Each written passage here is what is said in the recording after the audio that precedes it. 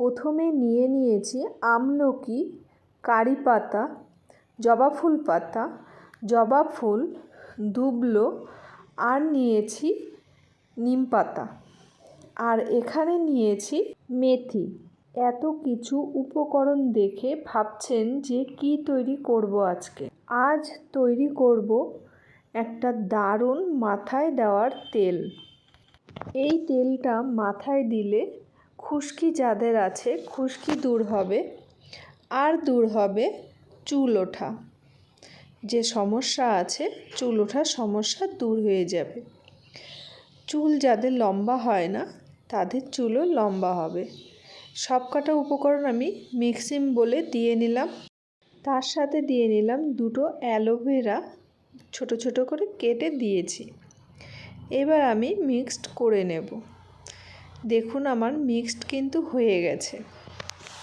এই মিক্সড করে নিয়ে আমি এই দুটো তেল কিনেছি শালিমার। আপনারা যে কোনো ব্র্যান্ডেডের কিনতে পারেন।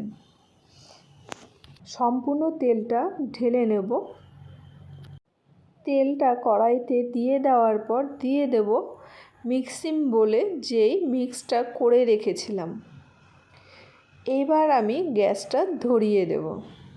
গ্যাসটা ধরিয়ে ভালোভাবে তেলের সাথে মিশিয়ে নিতে হবে এই মিশ্রণগুলো। এবার আমি জাল দিয়ে যতক্ষণ না এটা পোড়া পোড়া হচ্ছে তত সময় ধরে আমি জাল দেব। জাল দিতে দিতে দেখুন কালারটা কিন্তু একটু চেঞ্জ হয়ে এসছে।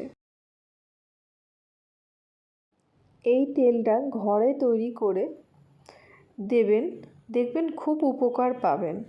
তেলটা থেকে ফেনা ফেনা হয়ে আসছে দেখুন, প্রায় হয়ে গেছে। যখন হয়ে যাবে তখন বুঝবেন যে এই মশলাগুলো ভাজা হয়ে গেলে কেমন ভেসে উঠবে। এই যে যেমন হয়েছে এখন। এখন আমি থিতোতে দেব, তারপরে ইউজ করে জানাবো কেমন হলো। আজকের মতো টাটা তাহলে বন্ধুরা।